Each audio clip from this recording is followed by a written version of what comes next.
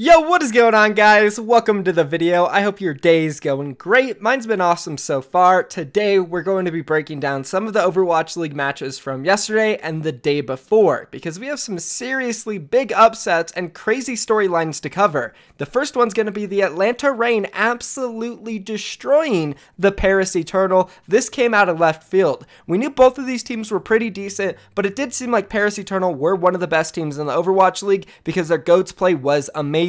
And they've pretty much beaten up anybody they've played so far. But we also did know Atlanta Reign was a strong team. We just didn't know they were this strong, because they have struggled with some decent teams here and there, and they do have some losses. So the result was definitely unexpected. But real quick, let's move on from that. We'll get back into it soon, but I want to tell you what else we're going to be talking about, which is the LA Gladiators and LA Valiant. Holy crap, there's trouble in paradise when it comes to Los Angeles. Both these teams are struggling so damn hard right now in the Overwatch League. We're literally sitting in a world where the Los Angeles Valiant is the last ranked team in the Overwatch League, and LA Gladiators are the 17th ranked last team. We'll be talking about that, and we'll also be briefly going over all the other matches, like Devil's Field taking down the Shanghai Dragons. And let me tell you guys real quick, you better join the giveaway, because guess what? There is only one day left to enter, and if you haven't joined yet, I don't know what you're doing. You literally have an amazing chance at winning an Overwatch League item. Anybody around the world can enter. It's not just USA, and it's so damn easy. All you need to do is click the link that I pinned in the comments, sign up with your email and your name, and that's it. You're in.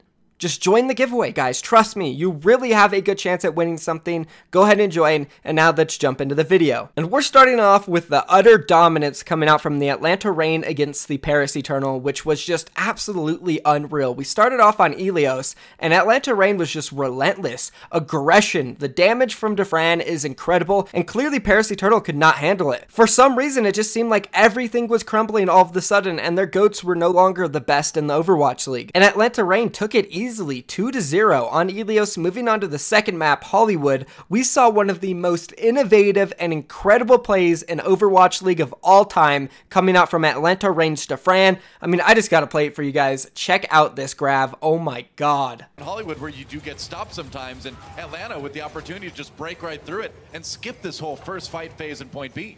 What is this? What are they doing right now? That is interesting. That is a really... You get over the roof there? Oh my. Oh my, what a play, what a grab! Tosses in the grab, they're gonna make it work, and Cruz taken out by the ensuing self-destruct. Atlanta Reign breaking through that in the most stylish way I've ever seen.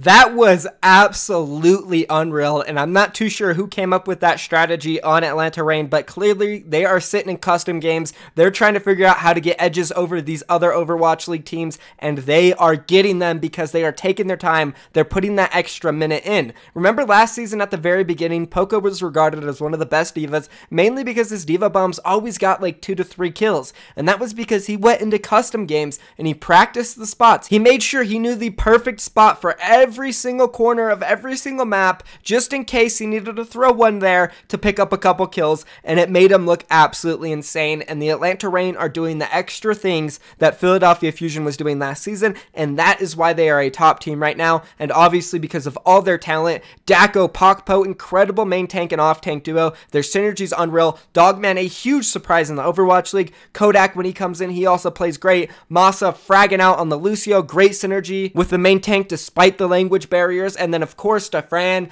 the absolute fragging damage machine. This team's incredible, man. I don't know what to say anymore. I think they are a top 5 team, maybe even top 3 at this point. I want to see them go up against like London Spitfire or New York Excelsior just to see if they can really beat the top dogs right now. And yes, I do think London Spitfire is a top team right now. We'll get into that pretty much coming up. But yeah, I mean, they rolled them over on Hollywood, then they rolled them on Anubis with the first hold, and then Route 66, I guess you could say, was kind of close. The closest map of the series, but still, Atlanta Reign, by far the better team. They took the series 4-0. Now, one last thing I want to talk about in regard to the Atlanta Reign and the Paris Eternal was the trash talking leading up to this match. The Overwatch League decided to play a promo between the two teams where Cruz and Dogman were going back and forth, and it was epic. I loved the trash talk between both these teams, and even during the game, apparently Dogman yelled out to the stadium, everybody in the Blizzard Arena, that Cruz is a feeder, which is absolutely amazing. I love the mid-game trash talk. As long as you're respectful at the end, do all the trash talking you want at the beginning and during the match. I love it. Props to Dogman. But yeah, other than that, utter dominance coming out from Atlanta Reign. They look amazing. I really enjoy watching them play. And now let's move on. The second match of Saturday was the Houston Outlaws and the Florida Mayhem. We'll get into this one a little bit because I did expect the Florida Mayhem to win in a really close match, but it went the other way. Houston Outlaws, they took it 3-1, which wasn't a major surprise. I did say in my prediction that either team could take it. I was just leading towards Florida Mayhem because they had a really good match against Guangzhou Charge earlier in the week, but clearly that didn't matter. And Houston Outlaws, they looked much better in this set actually, and I don't think either of these teams like looked awful here.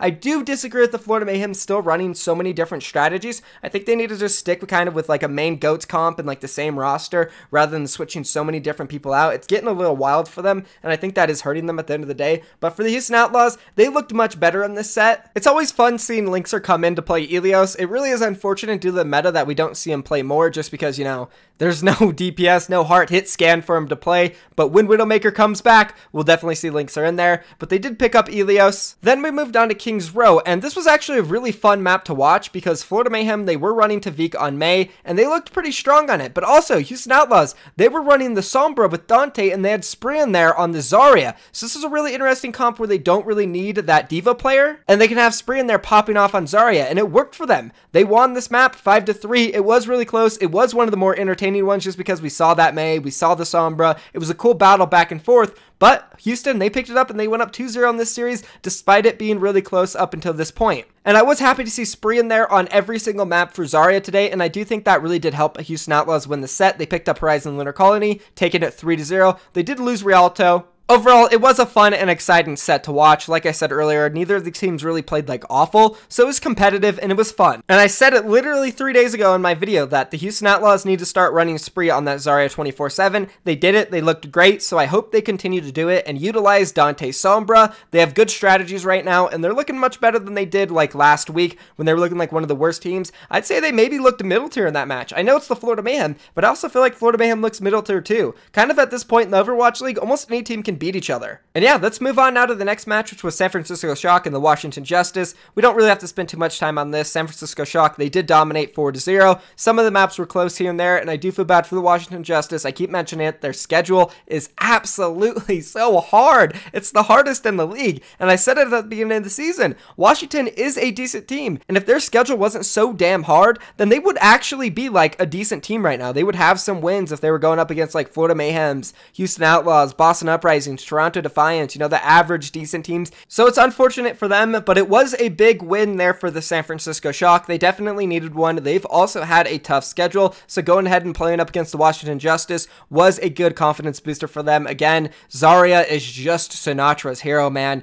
The guy puts out damage like a truck. If he could just get his grabs eaten a little less, he would be so damn good. Hopefully he's working on that, but other than that, like, his Zarya is just incredible, and he's a big reason why the San Francisco Shock right now are so damn good. Anyways, let's move on from this set. Not too much to talk about. And let's talk about that Shanghai Dragons and Dallas Fuel match, because that was a thriller. We started off on Ilios, and Dallas was pretty strong. They were dominating. And guess what, guys? AKM played every single map, which I absolutely loved. He looked great on Ilios, and he honestly looks like one of the best Zaryas in the league right now. And I believe him, RCK, and OG are big reasons why this team is sitting on top. Obviously, Closer and Uncle were playing good right now, too. Zachary, he's doing fine, too. I mean, overall, this was a great match. Shanghai Dragons, they're not a bad team. So this was a good win for the Dallas Fuel. They picked up Ilios 2-0. We went over to Nubani. Shanghai Dragons picked that one up 3-2. Then we went over to Volskaya, and also Shanghai Dragons picked this one up 5-4 in a thriller. That was a really fun match to watch. Then we swapped over to Dorado, and it was extremely close, guys. Shanghai Dragons could have closed it out here if they would have just made one more play or won one more team fight, but Dallas Fuel proved they were clutch, and we moved on to Nepal. And again, Dallas Fuel proved they were clutch. They shut down Shanghai. They were clearly the better team here on Nepal. They showed that they wanted it more by just shutting out the Shanghai Dragons. Even when they lost team fights and they were down 0-99,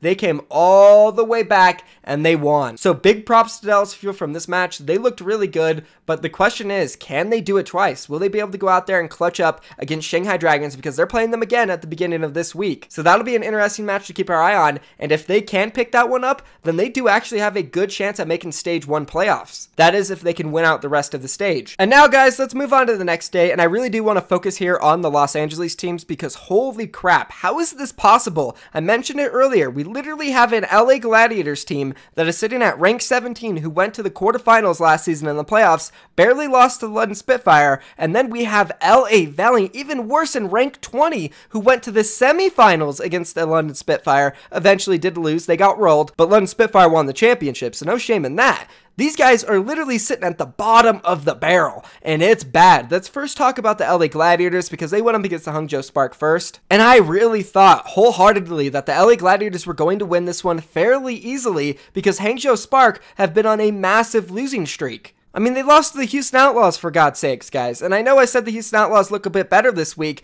but like, it's the Houston Outlaws. The LA Gladiators are much better than the Houston Outlaws, right?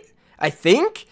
But wow, we started this match off on Nepal. Hangzhou Spark took it 2-1. LA Gladiators were able to fire back in a close game on Hollywood, but we moved over to Volskaya. Hangzhou Spark picked that up. And then the disaster of Route 66, the Hangzhou Spark first holding the LA Gladiators to start it off. Oh my goodness, it was, ugh. And they had Decay in there too over Surefour, and honestly, I mean, like, neither of the players have impressed me this season. I know this was Decay's first match, but Surefour, he hasn't impressed me this season. He hasn't really looked that good, honestly. And now Decay coming in, who they paid like 300 grand for. What? Yeah, was it worth 300 grand? Okay, it's his first Overwatch League game. I get it. Sinatra played his first Overwatch League game last season. He wasn't that great, but look at him now, one of the best Zaryas in the league. Maybe if we give Decay some time, he'll be much better. But do we have that time is the question. I don't think so. Because they're already sitting in a hole. They have absolutely no chance of making Stage 1 playoffs, and right now they're at 1-4? That is 5 games played. You guys won't believe this statistic, but that's basically 20% of the games this season already played. So if you think about it that way, only 80% of the season is left for the LA Gladiators. They need to pick it up. They're digging themselves a massive hole early on, and I don't know what else to say about it. This was a bad match, and now let's move on to the LA Valiant, who are just, wow, 0-5. The worst team in the Overwatch League by far. I know they've played some decent competition throughout the season, but Jesus, you guys made it to the semifinals. You have Space on your team, Fate, Custa, like a whole bunch of superstars. You should be picking these games up. Do they really miss Soon that bad? Oh my god, what a terrible decision to ship him off to Paris. It's clearly not working out so far for them. I mean, they got rolled. I know some matches were close, but Guangzhou Spark picked up the first map, 2-0, then they won King's Row. That was a fun map to watch. And then they held the Valiant on the second point of the Horizon Lunar Colony, and they won 2-1. Overall, putting them up 3-0 in the set, it was over. Sure, LA Valiant picked up Rialto, but at this point, it doesn't matter. You need to pick up sets, not maps. Talk about digging a hole. LA Gladiators are in a tough spot. LA Valiant is screwed. There's no way they make the playoffs. There's no way at this point. They're 0-5. It would be unprecedented if the LA Valiant were actually able to make the playoffs. I would be shocked. And it's crazy because I don't know the issues for either of these teams. Like, it just seems like they have sloppy teamwork and they're just not making the right plays at the right times, and in the clutch moments, other teams come out on top of them. It could be a coaching issue, it could be nerves, it could be that the team's just not getting along, could be drama behind the scenes. I have no idea, but LA needs to figure it out because they were top teams last season and now they are bottom of the bottom teams. If you're an LA fan, which personally I'm a decent fan of both these teams, I'm worried, you should be worried. That's pretty much it for those two matches. The other two matches of yesterday were the Boston Uprising and Toronto Defiant. That was a fun one to watch. Toronto did come out on top, as I said. They look like the better team. Overall, not really going to go into it. It was fun to watch. And then the last match, New York Excelsior, Seoul Dynasty. We kind of figured New York was going to win. Seoul Dynasty has never beat them, not in Season 1, now not in Season 2. And Seoul Dynasty shot calling and teamwork just looks awful right now. Better than LA, but Jesus, it's awful. I feel bad for Seoul Dynasty and the LA Valiant and the LA Gladiators fans because those teams are just disappointing right now, and they shouldn't be. They should be top dogs. They have the talent. They have the coaches. I don't get what's up, guys. Let me know down in the comments if you know what's going on, but that's pretty much it for the video. Join the giveaway, join the giveaway, join the giveaway. I'll say it 100 times, guys. It's your last chance. Join the giveaway. I'm out of here. Love you all. Peace.